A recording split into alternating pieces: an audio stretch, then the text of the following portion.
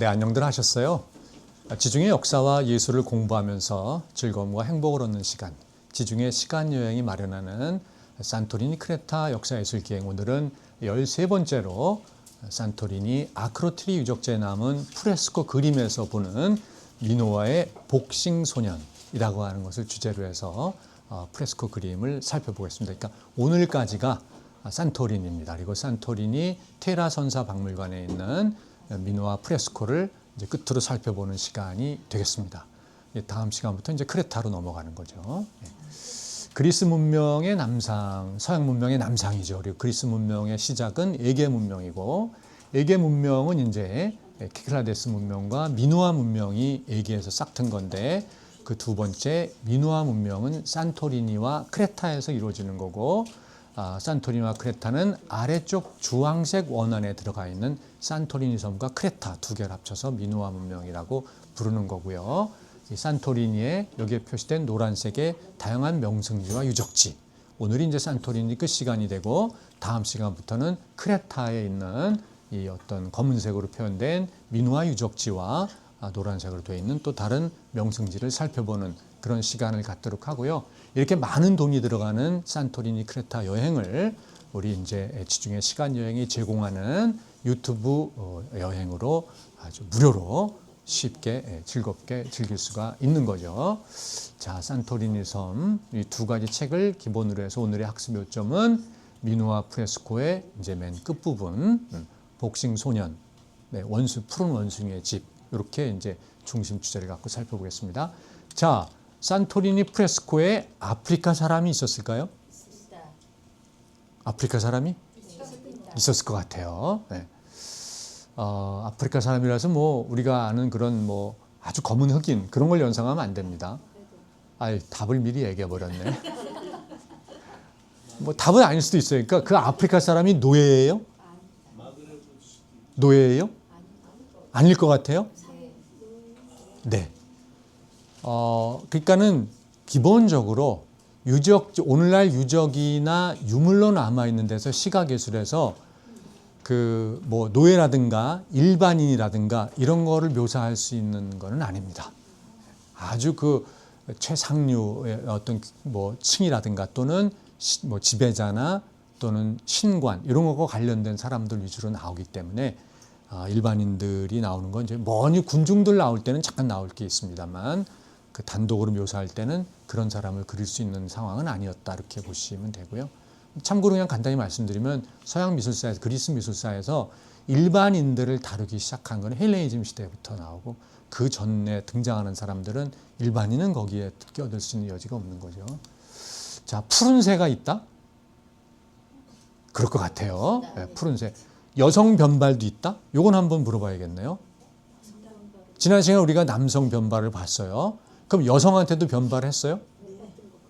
여성 변발은 왠지 아닐 것 같은데 오늘 이렇게 끝까지 들어주시는 의미가 있을 겁니다. 자, 미노아 프레스코에 등장하는 원숭이의 종류는 무슨 종류다? 서커스용이다. 식용이다. 식용. 애완용이다. 애완용일 것 같기도 하고 아니면 신전용이다. 왠지 신전용일 것 같아요. 그죠? 신전용일 것 같아요.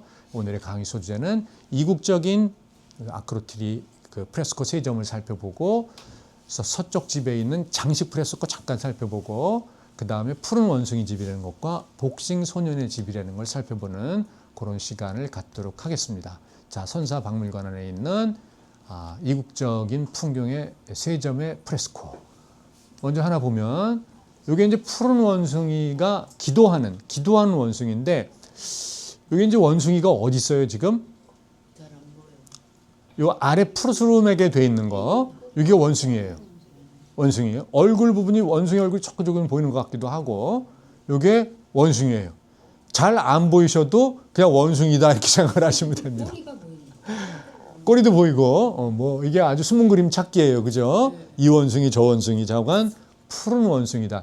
중요한 건 이제 왜 푸른색 원숭이일 것인가 그리고 원숭이가 왜 등장하는가 요건데 그거보다 먼저 알아야 될 게 오른쪽에 보면 기둥 같은 거 있잖아요. 그리고 기둥 위에 이제 석재가 이렇게 쌓여 있고 저게 후대에 도리아 양식의 기둥머리 캐피털 할 때 그렇게 해서 이렇게 평석 2개 올려놓잖아요. 이제 그런 식의 그 신전 기둥, 즉 다시 말해서 이게 설치되어 있다는 건 여기가 신전이라는 걸 의미하는 거죠.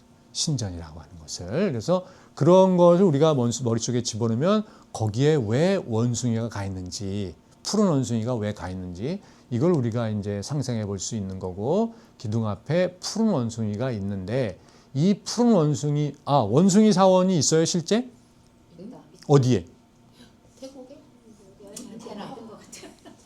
어디 일본이나 어디? 네팔에 가서 제가 봤어요.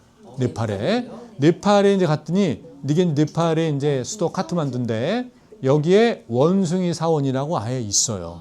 그래서 가보니까 아니 뭐 원숭이를 모시는 거야? 이 뭐 왜 힌두교하고 불교 원숭이를 모시나? 가서 이게 이제 원숭이 사원에서 이게 돌리고 있는 건데 저때만 해도 얼굴이 많이 좀 싱싱해 보이기도 하고 그죠? 예. 지금도 싱싱하세요. 자, 이게 굉장히 싱싱해. 몇 년 안 됐는데. 참고로 이게 뭐냐면은 아주 중요한 건데요. 이 앞에 있는 저게 뭐예요? 이게 돌리는 거니까 이제 저게 원래 티베트 불교에서 전형적인 불교의 그거고 그것이 몽골에서 티베트 불교를 그대로 받아들였기, 라마 불교를 그대로 받아들였기 때문에 몽골의 불교 사원을 가면 다 이렇게 생겼습니다. 가서 다 이렇게 돌려요. 돌리는 거고 돌리는 거 앞에 지금 뭐가 있어요? 빨간색, 파란색, 노란색 천들이 있잖아요. 저게 굉장히 중요한 거예요. 저게 이제 뭐냐면 저게 티벳이 기원인데 티벳은 저기다가 성경이 아니라 불경의 문구를 적어놓은 거예요. 저거를 몽골인들이 받아들일 때 문구는 안 받아들이고 빨간색, 파란색, 노란색 색깔만 받아들여서 그래서 저걸 어디다가 했어요? 선왕당 나무에다가 저거를 걸은 거예요. 그 풍습이 몽골을 통해서 우리나라로 그대로 들어온 겁니다. 그래서 선왕당에 뭘 감아놔요? 빨간색, 파란색, 흰색 이걸 거는 거예요. 원래 티벳에서 시작될 때는 불경을 적어놓는 겁니다. 불경. 저거는 이제 기회가 되면 제가 다른 문화 교류할 때 자세히 소개시켜 드리도록 하고, 자, 원숭이들이 저렇게 아예 그냥 거기서 이렇게 있어요. 네. 새끼 이렇게 까고 앉아가지고 있고, 뭐가 하나가 빠진 것 같다. 하나가 빠졌네. 저 사진이 새끼도 안고 있고 아주 과관이에요. 원숭이들이 그냥 떼로 몰려 있습니다. 이렇게 신전 기둥에 앉아 있잖아요. 여기 신전 기둥에 원숭이 앉아 있고 이렇게 똑같이 모습을 보여드리는 거고, 이게 이제 아프리카 사람이라고 거기다가 영어로 써놨는데, 이게 이제 아프리카 사람인데 우리가 생각하는 그런 흑인은 아니고, 이게 북아프리카 연안에 있는 베르베르인들이라는 거 있잖아요. 무어인들이라고 하는 거. 이게 뭐냐면 서유럽 사람들이 모로코 지역이나 이렇게 해서, 왜냐하면 이제 1492년까지 스페인 남부 안달루시아 지방에는 그 이슬람 교도들이 있었잖아요. 그 이슬람 교도들은 모로코 출신 사람들이기 때문에 주로 이제 모로코 오리지널 원주민들이 누구예요? 코카서스 인종인데 피부가 좀 검잖아요. 그러니까 눈도 크고 뭐 다 그렇지만 이제 좀 검은 피부에 그런 사람들로 보여요. 이게 그렇게 생겼잖아요. 그죠? 네. 그렇게 보이는데 이게 뭐 붙잡아온 노예예요? 아닌 것 같아요. 왜냐하면 이제 그런 사람을 여기다 그려놓을 리도 없고, 일단 귀를 잘 보세요. 금 귀걸이를 커다랗게 만들었잖아요. 금 귀걸이가 커다랗게 있잖아요. 금 귀걸이. 예. 그렇기 때문에 이거는 노예가 무슨 금 귀걸이를 찰 리가 없잖아요. 그러니까 굉장히 부유한 무슨 뭐 베르베르 출신. 왜냐하면 그 산토리니 사람들이 원래 그 스파르타에서 산토리니 왔다가 산토리니에서 다시 리비아로 내려가잖아요. 리비아에 가서 도시를 만들고 이렇게 하기 때문에 북아프리카 연안에 있는 사람들은 다 베르베르인들이기 때문에 이런 식으로 생긴 사람들이니까, 그래서 북아프리카인이 왔을 걸로 추정이 되는데, 북아프리카의 뭐 부유한 상인이라든가 이런 사람들이기 때문에 굉장히 세련되고 화려하게 장식을 했을 수가 있는 거고, 거기에 뭐 귀화해서 살았을 수도 있고 그런 거죠. 자, 푸른 새가 또 이렇게 있어요. 블루버드가 이렇게 있는데 깃털하고 이런 것만 좀 남아있죠. 그러니까 푸른 원숭이도 그렇고 푸른 새도 그렇고, 그래서 푸른색이 뭔가 좀 신성한 그런 거를 상징하는 게 아니었는가, 이렇게 추정이 됩니다. 자, 이제 서쪽 집에 있던 장식을 조금 더 보면 이게 장식이에요.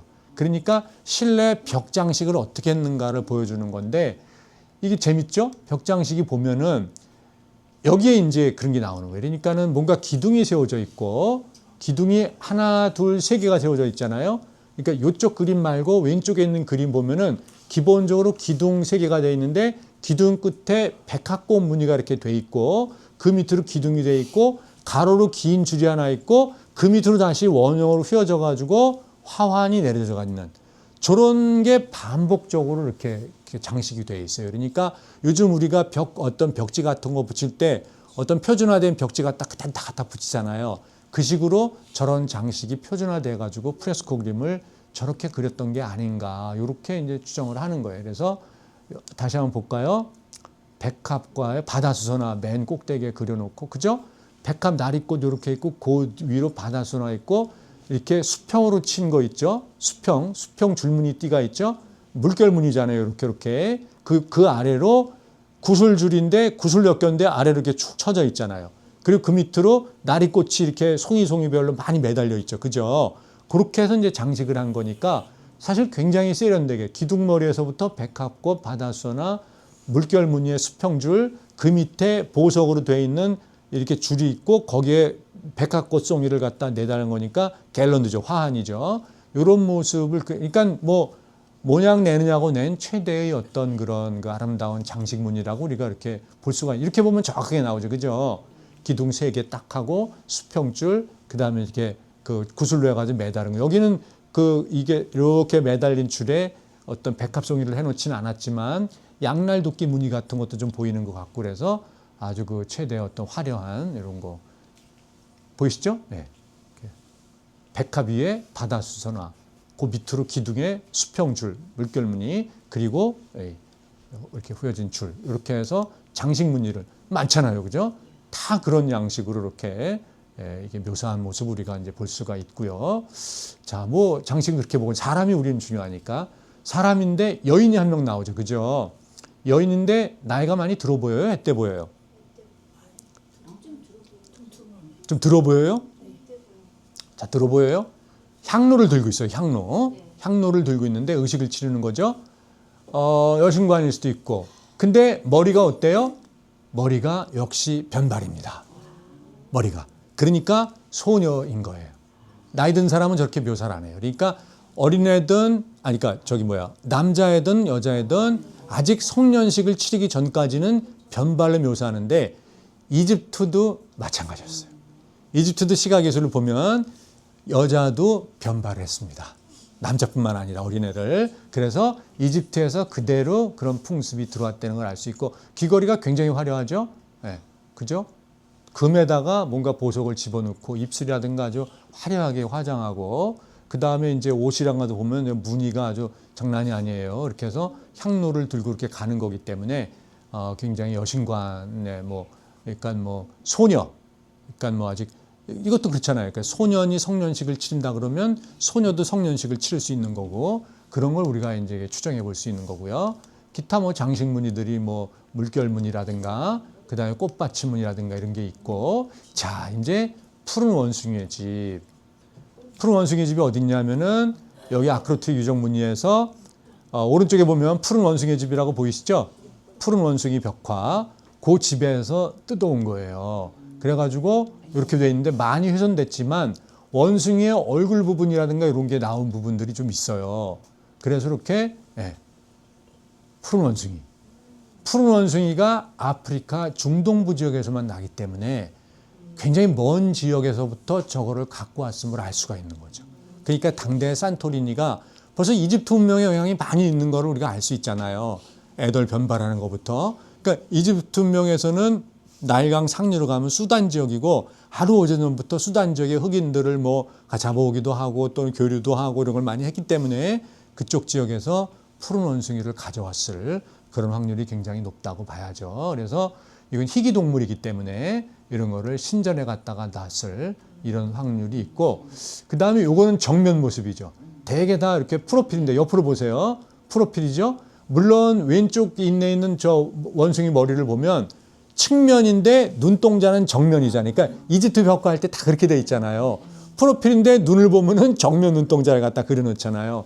여기도 그런 식으로 그러니까 기법 자체가 다 이집트에서 들어온 거고 근데 여긴 놀랍게도 정면을 보고 있는 원숭이도 그려놓고 좀 특이한 케이스로 이런 거 우리가 볼 수 있고 자 그다음에 이제 오늘 그 아크로틸리 프레스코에서 아주 그 뭐 활용 점정이라 할까요? 복싱하는 소년 그걸 보면 그 푸른 원숭이 집 옆에 사슴과 복싱 성역서라고 있죠. 거기를 가서 딱 보면 이 그림은 아테네 고고학박물관으로 갖다 놨습니다. 그래서 아테네 고고학박물관에 보면 이렇게 짐승과 함께 영양인가 뭐예요 이거 하고 권투하는 두 명. 물론 오른쪽 소녀는 상당 부분 복원해 놓은 거고 그 얼굴 부분은 거의 그대로 남아 있죠. 허리띠 부분하고 왼쪽은 묶인 거하고 이거하고 해서 상당히 남아 있어요.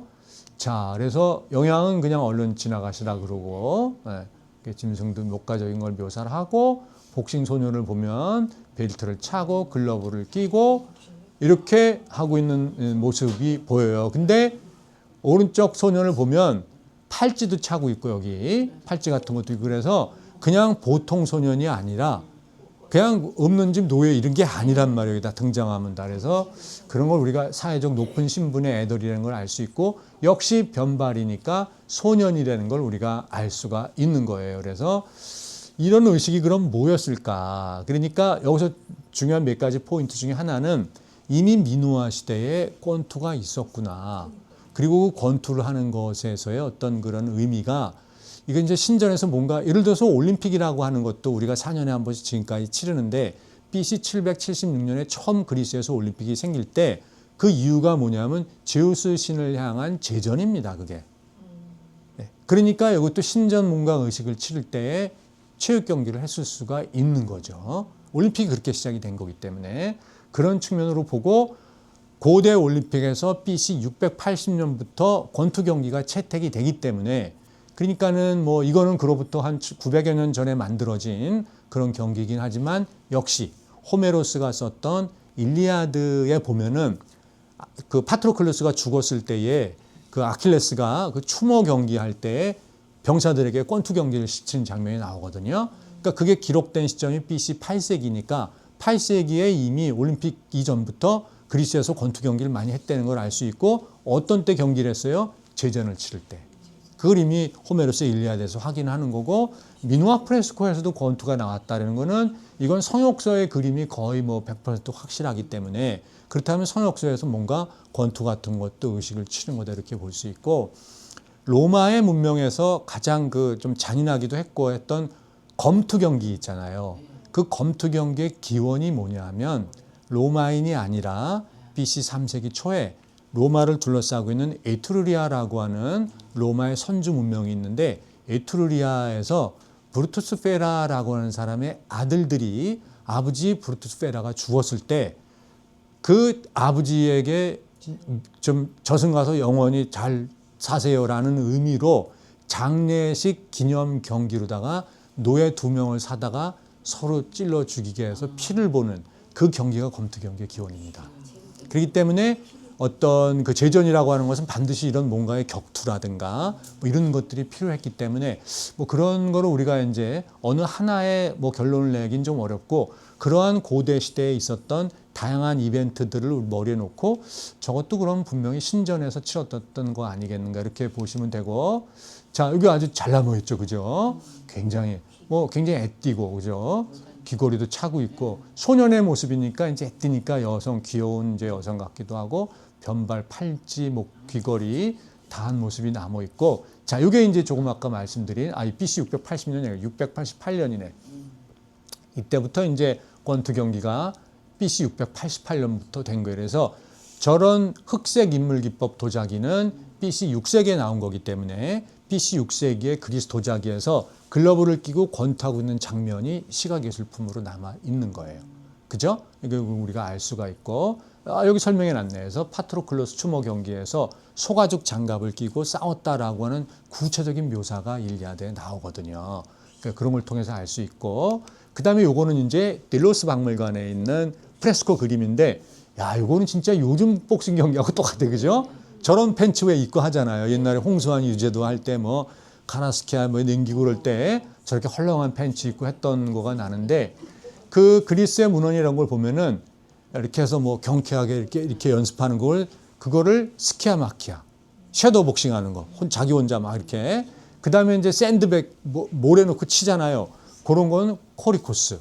그래서 요즘의 권투랑 똑같았던 이런 것들이 나와요.